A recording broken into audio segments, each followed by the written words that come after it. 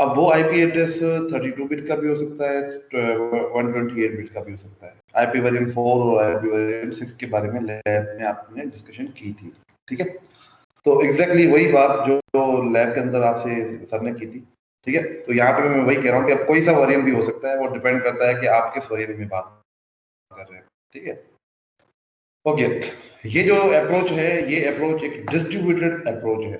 Distributed approach से मुराद है कि ऐसा नहीं है कि एक सर्वर है, वो सर्वर के पास हम जाते हैं और हमें वो ट्रांसलेशन करके दे देता है।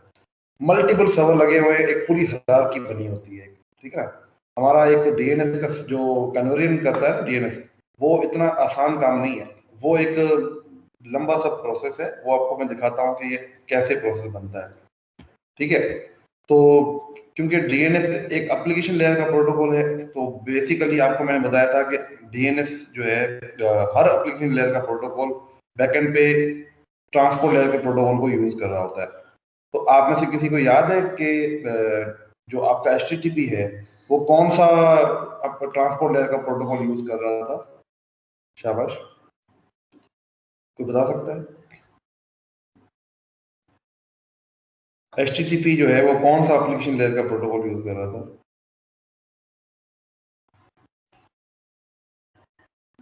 किसी को याद नहीं है? चले, बहरहाल अजीब बात है, थोड़ा पढ़ लिया करो यार। वो टीसीपी यूज कर रहा था। आवाज तो आ रही है मेरी भाई? कोई रेस्पॉन्ड कर दे प्लीज।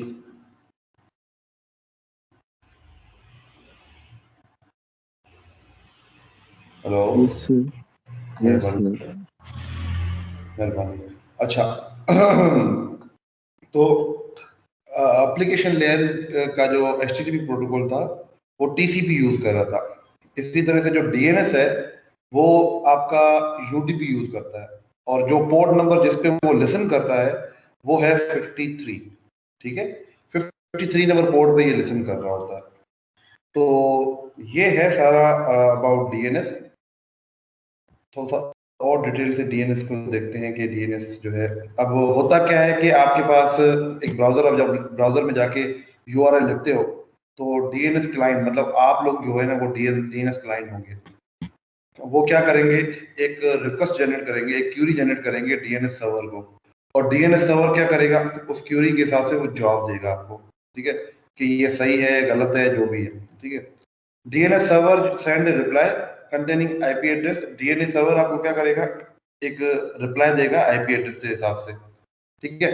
और उसके बाद आप लोगों का एक टीसीपी कनेक्शन एचटीटीपी सर्वर के साथ बन जाएगा। वो क्यों बनेगा? क्योंकि उसके बाद आपने एचटीटीपी पे चलाना होगा, ठीक है, क्योंकि आप वेब सर्वर से बात कर रहे हैं तो वो फिर एचटीटीपी पे काम शुरू हो जाएगा। तो बेसिकली पहला स्टेप होता है डीएनएस पे क्यूरी रन होती है, वो आईपी एड्रेस में रिजॉल्व होती है, उसके बाद आपकी एचटीटीपी मैसेज, रिक्वेस्ट मैसेज जाता है उस सर्वर पे जिसको आपने ट्रांसलेट करवाया है, ठीक है। तो हमने तो अभी देखा था कि पहले पहले एचटीटीपी चलता है, बट एचटीटीपी पहले नहीं चलता, पहले डीएनएस की क्यूरी चलती है। ओके, डीएनएस हमें कौन से सर्विसेज देता है? पहली सर्विस देता है होस्ट नेम को आईपी एड्रेस में ट्रांसलेट कर देता है। दूसरा हमें एलियासिंग भी देता है। एलियासिंग मतलब कि जैसे फर्ज करें आईबीएम का जो सर्वर है ना, उसका पूरा नाम है सर्वर ईस्ट बैकअप 2.ibm.com। अब ये नाम याद रखना बहुत मुश्किल है, बट वो हमें उसका एलियस दे देता है www.ibm.com। अब ये काम भी डीएनएस का है। आपका कोई भी नाम हो, आपको घर में चिंटू भी बुलाते होंगे, सनी भी बुलाते होंगे, ठीक है, ओबी भी बुलाते होंगे, कोई कोई अजीब सा नाम जो है ना, वो छोटा सा नाम जो है ना उससे बुलाते होंगे, ठीक है ना। तो कहने का मतलब ये कि ये एलियस नेम जो है ना वो भी सपोर्ट करता है डीएनएस। आप किसी भी सर्वर का एलियस रखना चाहते हैं तो ये भी आप डीएनएस के थ्रू कर सकते हैं। उसके बाद मेल सर्वर जो है, एक तो वेब सर्वर है, एक मेलिंग सर्वर भी होता है। मेलिंग सर्वर का भी ये आपको एलियस रखने के लिए अलाउ करता है। तीसरी चीज ये करता है कि रेप्लिकेट वेब सर्वर्स। अब आप लोगों के पास मल्टीपल वेब सर्वर है और उनकी काफी सारी आईपी हैं, तो उसको भी ये मेंटेन करने में इस्तेमाल होता है, ठीक है। Replicated web server, many IP address connected to one name. Different IP addresses है। एक यूसीपी तो एक छोटा सा अदारा है ना, फेसबुक एक बहुत बड़ा इदारा है। अब फेसबुक का एक सर्वर तो नहीं है, मल्टीपल सर्वर होंगे, बट हम सिर्फ लिखते हैं www.facebook.com और हमें उस सर्वर पे जो हमारा वाला सर्वर है उस पर हम बातचीत कर सकते हैं। तो ये कैसे होता है? ये थ्रू डीएनएस होता है। ये उसका काम है कि वो उसको कैसे ट्रांसलेट करके उस पर्टिकुलर सर्वर पे ले जाता है, हालांकि पीछे मल्टीपल सर्वर लगे हुए हैं। डीएनएस जो है वो डिस्ट्रीब्यूटेड अप्रोच का इस्तेमाल करता है। डिस्ट्रीब्यूटेड अप्रोच क्या है ये अभी मैं डिस्कस करता हूँ। डिस्ट्रीब्यूटेड अप्रोच का सबसे बड़ा फायदा क्या है? सबसे बड़ा फायदा ये है कि देखें, मिसाल के तौर पे मैं एक बड़ा सिंपल सा मिसाल देता हूँ। एक घर में शादी है, ये शादी का इसलिए दे रहा हूँ क्योंकि अभी मैं एक शादी से होके आया तो इसलिए मुझे शादी का जहन में आ रहा है। एक घर में शादी है, अब उस घर में एक बड़ा बंदा होता है जिसको हम जो सारा मैनेज कर रहा होता है, उसको सब कुछ पता है, बट वो सारे काम में इन्वॉल्व नहीं होता, वो उसको फर्दर बांटता है किसी को। एग्जैक्टली यही सिनारियो आपके पास डीएनएस के अंदर है। डीएनएस के अंदर हायरार्की होती है, पहले एक सर्वर होता है, फिर वो अपना काम दूसरे को देता है, फिर वो तीसरे को देता है। पहले मैं आपको रियल मिसाल दूं। अब फर्ज करें शादी के अंदर तो हजारों काम होते हैं, अब मेहमान आया उसको रिफ्रेशमेंट करवानी है, आप उस बंदे के पास जाओगे, मेन बंदे के पास, उसे कहोगे, वो कहेगा ठीक है तुम ऐसा करो, फला बंदे के पास जाओ, उसके पास ये की पड़ी होगी, उसे कहो ये सामान लगा के सारा उसे जो भी मेहमान वगैरह आए उनको सारा वो हैंडल करे। इसी तरह से फिर एक बंदा आता है, कहता है यार मुझे ना वो सारा स्टेज वगैरह का सारा सिस्टम करना है तो बता दें। तो वो तुम कहोगे कि यार ऐसा करो कि तुम जाओ फला जगह पे, वहां पे सारा स्टेज का सिस्टम लगाना है, ये करना है, वो करना है, सब कुछ ठीक है ना। अब बंदा एक है, वो हर चीज को खुद हैंडल नहीं कर रहा, बट वो सारों को डायरेक्शन दे रहा है कि तुम इधर जाओ, तुम इधर जाओ, तुम इधर जाओ तो हो जाएगा। अब शादी में कोई भी मसला पड़ता है, फर्ज करें कोई कैश का है, कोई कोई भी इशू पड़ता है, आप फौरन उस बंदे के पास जाओगे और आपको उस मसले का हल मिलेगा। ठीक है, तो ये है एक अप्रोच, ठीक है, जिसमें हम डिस्ट्रीब्यूट कर रहे हैं। अगर सारे काम वो खुद करने लग जाए कि रिफ्रेशमेंट भी खुद संभालने लग जाए, स्टेज का काम भी खुद संभालने लग जाए, कैटरिंग का काम भी खुद संभालने लग जाए, तो फिर तो काम होने से रहा। अगर वो बंदा थक गया, अगर वो बंदा बीमार पड़ गया, या वो बंदे को कोई मसला हो गया, इसका मतलब वो शादी पूरी रुक जाएगी? नहीं, वो फिर हम क्या करते हैं, काम को डिस्ट्रीब्यूट करवाते हैं। एग्जैक्टली यही अप्रोच आपके डीएनएस के अंदर इस्तेमाल होती है। इस डायग्राम से पहले मैं आपको एक और डायग्राम दिखाता हूं। ये है हायरार्की आपके डीएनएस की। डीएनएस जो है उसके अंदर सबसे पहले पहले एक सर्वर जो होता है उसको कहते हैं रूट डीएनएस सर्वर। ठीक है, सबसे पहले पहले हमारी जो क्यूरी जाती है ना, वो रूट डीएनएस के पास जाती है। रूट डीएनएस के नीचे जो है ना वो होते हैं टॉप लेवल डोमेन, और उसके नीचे होता है अथॉरिटेटिव डीएनएस सर्वर। अब ये क्या भला है इसको समझते हैं। सबसे पहले पहले आपने लिखा www.google.com, तो होगा क्या? सबसे पहले पहले एक सर्वर होगा जो इस हायरार्की में नहीं लिखा हुआ, उसको हम कहते हैं लोकल डीएनएस। जैसे आपके पास प्रॉक्सी सर्वर था ना, प्रॉक्सी सर्वर का क्या मतलब था? कोई बता सकता है कि प्रॉक्सी सर्वर का हमें क्या फायदा था? जी, एनीवन?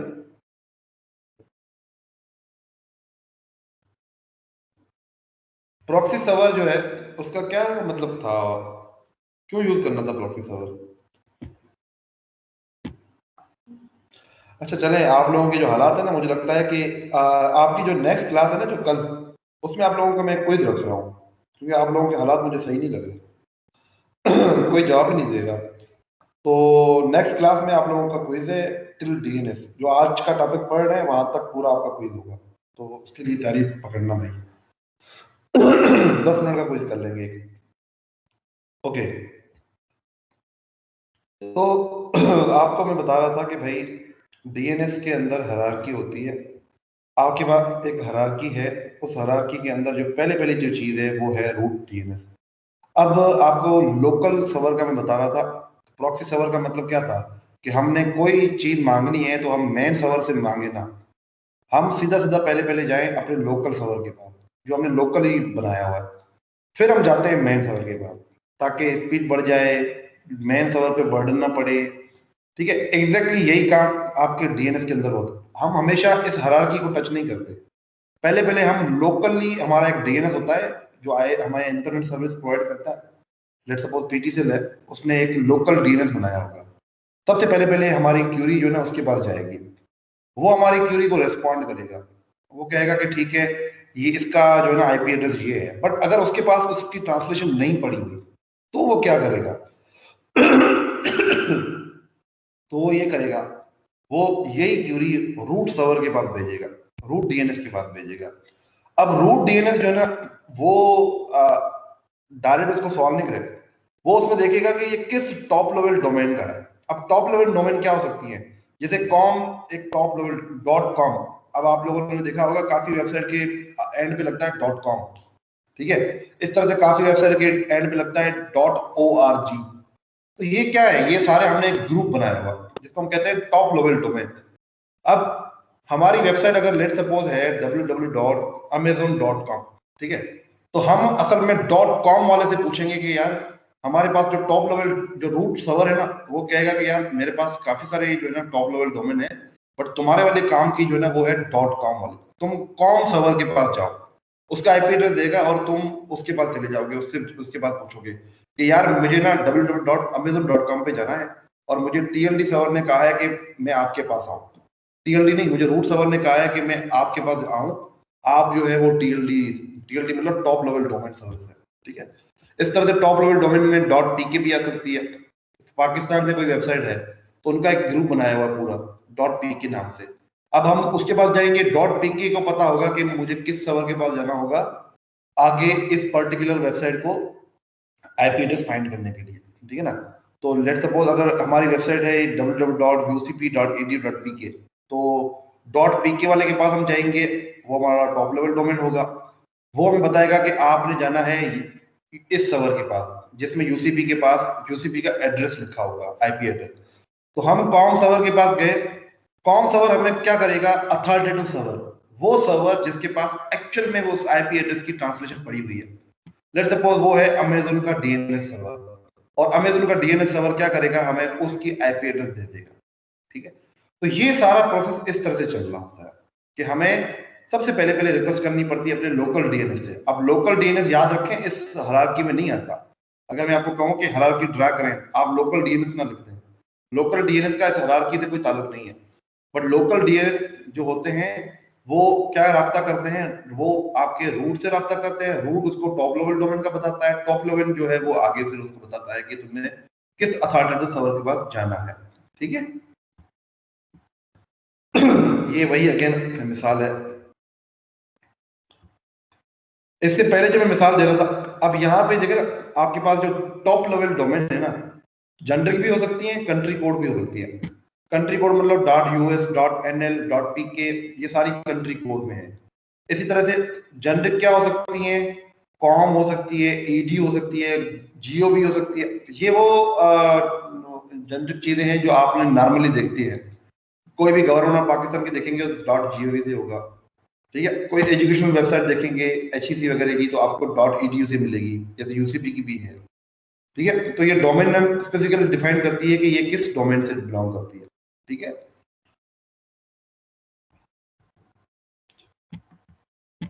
ओके, ये आपके पास एक रूट सर्वर आपको कहता है कि जो रूट सर्वर है ना पूरी दुनिया में, वो तकरीबन 17 के करीब और 13 के करीब है। पूरी दुनिया में जो रूट सर्वर है ना, असल में हमें बस इतने रूट सर्वर से हमारा काम चल जाता है। देखें, सबसे पहली पहली चीज ये है कि लेट सपोज पाकिस्तान, इंडिया, काफी सारे मुल्क हैं, उनका रूट सर्वर जो है ना मिसाल के तौर पर सिंगापुर में है, तो रूट सर्वर को हमें बार बार एक्सेस करना नहीं पड़ता, क्योंकि तकरीबन हमारी क्यूरी जो है ना, देखो ना, मैंने क्या चलाना होगा? मैंने गूगल चलाना होगा, आउटलुक चला लिया, जीमेल चला ली, फेसबुक चला लिया, तो ये तो तकरीबन सारे पाकिस्तान में यही लोग चलाते हैं। कुछ ऐसी वेबसाइट है जो नॉर्मली हर बंदा यूज नहीं करता, उसकी ट्रांसलेशन करने के लिए बेशक हम रूट सर्वर के पास जाएं। तो हम कह सकते हैं कि अगर मेरे एरिया में मिसाल के तौर पे अगर कोई 2000 रिक्वेस्ट जनरेट होती हैं आईपी एड्रेस को ट्रांसफर करने के लिए, तो तकरीबन जो है आप समझ लें कि 1800 के करीब जो है वो रिक्वेस्ट तो इधर ही हल हो जाती है, रूट सर्वर के पास जाने की जरूरत ही नहीं पड़ती। 200 के करीब चले अगर रूट सर्वर के पास जाए तो भी कोई मसला नहीं है, ठीक है ना। वो बेशक सिंगापुर से हमें रिप्लाई मिले, ठीक है।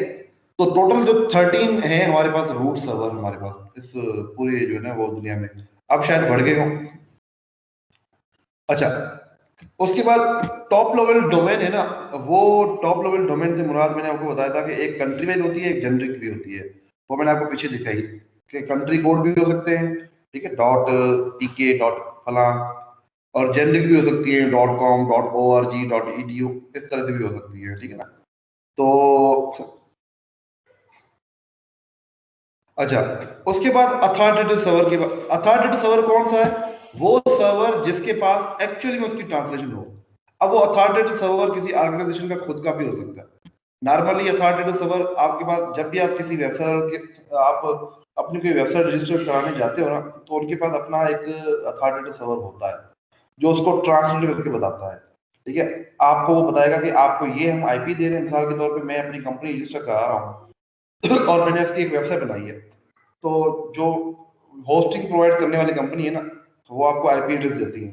तो बेसिकली उस आईपी एड्रेस का डीएनएस भी फिक्स होता है कि इस आईपी एड्रेस की ट्रांसलेशन कहाँ से होगी नेटवर्क के अंदर, ठीक है। और ये कह रहा है कि ये ऑर्गेनाइजेशन भी मेंटेन कर सकती है, जो आपको सर्विस प्रोवाइडर है वो भी मेंटेन करवा सकता है, ठीक है। और अथॉरिटेटिव में भी प्राइमरी और सेकेंडरी का कॉन्सेप्ट है। कुछ प्राइमरी अथॉरिटेटिव सर्वर होते हैं, कुछ सेकेंडरी होते हैं।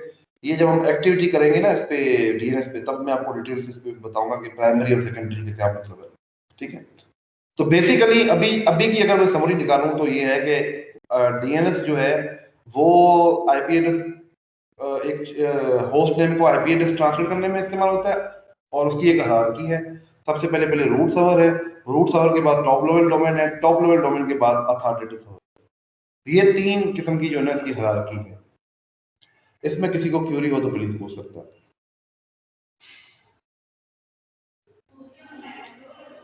अब ये बात कर रहा है कि आपका जो नेमिंग सर्वर है वो आपके क्लोज होना चाहिए, जाहिर सी बात है। ये जो आपका नेम सर्वर लोकल डीएनएस है वो आपके क्लोज इसलिए होना चाहिए ताकि वो जल्दी ट्रांसलेशन हो जाए। अगर मेरा नेमिंग सर्वर जो जिससे मैंने ये ट्रांसलेशन करवानी है वो सिंगापुर में पड़ा होगा, तो बार बार उधर क्यूरी भेजने के लिए मुझे टाइम भी लगेगा, डिले बहुत ज्यादा आ जाएगा। तो हमारा ये लोकली, अगर मैं लाहौर में रह रहा हूँ तो प्रेफरेबली लाहौर के किसी करीबी एरिया में मेरा ये सर्वर होना चाहिए, ठीक है। उसके बाद हर आईएसपी जो इंटरनेट सर्विस प्रोवाइडर है उसके पास ये होता ही होता है। तो इंटरनेट सर्विस प्रोवाइडर एक तो आपको अब होस्टिंग नेम बताता है, ये जो लोकल डीएनएस के बारे में बताता है कि जब आप कनेक्शन लेते हैं ना, तो आपके कनेक्शन को पता होता है कि मेरे पास लोकल डीएनएस कौन सा है, मेरे पास प्रॉक्सी सर्वर कौन सा है। ये दोनों चीजें से पता होती हैं, ठीक है। ओके,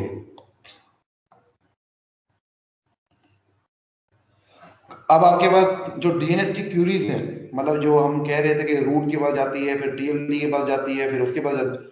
ये जो क्यूरी है ना इसके दो किस्म है। ये क्यूरी दो तरीके से हैंडल की जाती है। एक रिकर्सिव क्यूरी होती है और एक होती है आपके पास आइटरेटिव। अब ये रिकर्सिव और आइटरेटिव में क्या फर्क है? सबसे पहले पहले आपने एक वेबसाइट की ट्रांसलेशन करनी है, ठीक है। आप इस होस्ट पे हैं cis.poly.edu पे।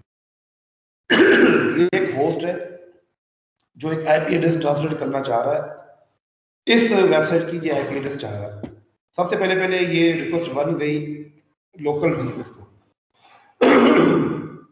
जो लोकल डीएनएस है वो आपको बताएगा अगर उसके पास वो ट्रांसलेशन पड़ी हुई है। अगर उसके पास नहीं पड़ी हुई तो रूट सर्वर से रब्ता करेगा, रूट सर्वर जो है वो टीएलडी से रब्ता करेगा, टीएलडी जो है वो अथॉरिटेटिव सर्वर से बात करेगा। अथॉरिटेटिव सर्वर क्या करेगा? उसको एक आईपी एड्रेस देगा, वो आईपी एड्रेस जाएगी रूट के पास, रूट के पास फिर वो निकल के फिर जाएगी अपनी लोकल डीएनएस के पास, और लोकल डीएनएस से फिर वापस आके जो रिक्वेस्ट जिसने की है उसके पास जाएगी।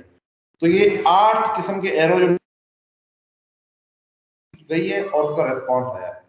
तो आपको अगर रिकरिंग याद हो तो रिकरिंग भी तो यही होती है ना, जिसमें हम क्या करते थे कि हम एक रिकर्सिव क्वेरी बनाते थे, फंक्शन कॉल किया, फिर फंक्शन कॉल किया, फिर उसके अंदर फंक्शन कॉल किया। तो हम जब बाहर निकलते थे तो पहले आखिरी में जिसको कॉल किया पहले वो कॉल होता है, फिर सेकंड लास्ट, फिर इस तरह से जिसको हमने सबसे पहले कॉल किया है वो बिल्कुल एंड पे कॉल होता है। अगर आपको याद हो स्टैक और रिकरिंग का कॉन्सेप्ट, तो इधर भी यही हो रहा है कि इस लोकल डीएनएस को सबसे पहले कॉल किया है, बट इससे जवाब हमें सबसे आखिर में मिल रहा है, ठीक है।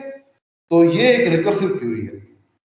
इसी तरह से आपके पास एक दूसरी किस्म की क्वेरी होती है जिसको हम आइटरेटिव क्वेरी कहते हैं, कि यार जो पुराना तरीका है ना इसमें बर्डनाइज हो जाता है, ये जो बेचारा जो बीच वाला सर्वर है ना जो ऊपर लेवल पे है ये बर्डनाइज हो जाता है, इसने इसको भी रेस्पॉन्स देना है, इसको भी रेस्पॉन्स देना है।